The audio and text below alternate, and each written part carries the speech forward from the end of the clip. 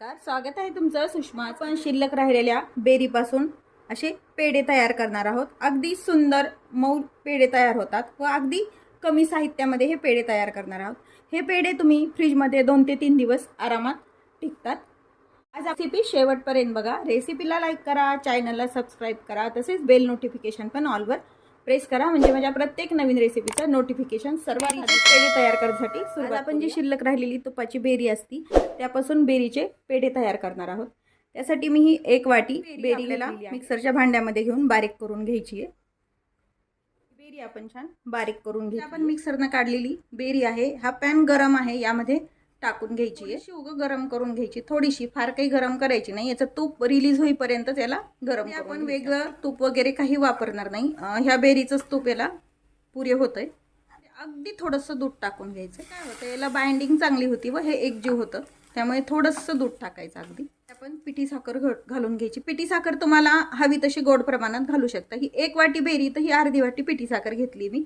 अर्धी वाटीपेक्षाही कमी टाकली, लागली तर आपण अजून टाकू शकतो। आणि हे आता मिक्स करून आपण पेढे बनवतो, त्यामुळे मिल्क पावडर घालून घ्यायची, म्हणजे छान टेस्ट येते पेढ्यासारखी।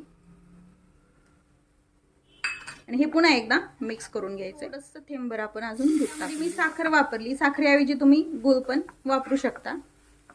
हे एका भांड्यामध्ये काढून घेऊया, थंड करून घ्यायचं। बेरी, मिल्क पावडर आणि साखरेचं मिश्रण केलं तर ते आता थंड झालेलं आहे।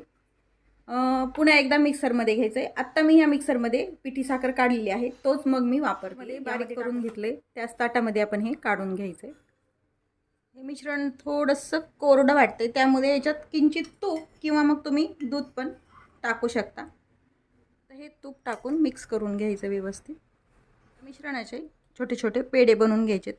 पेढे बनवायचा साचा पण मिळतो मार्केटला, पण माझ्याकडे नसल्यामुळे मी हातानेच आकार देते। तो थोडासा हा पेढा आपण हे लाडूसारखं करून घेतलंय। यातला आता बघा तूप किती रिलीज झालंय, पण हे नंतर फ्रीजमध्ये ठेवल्यानंतर व्यवस्थित होतात। आणि याला असा पेढ्याचा आकार देऊन घ्यायचा आहे।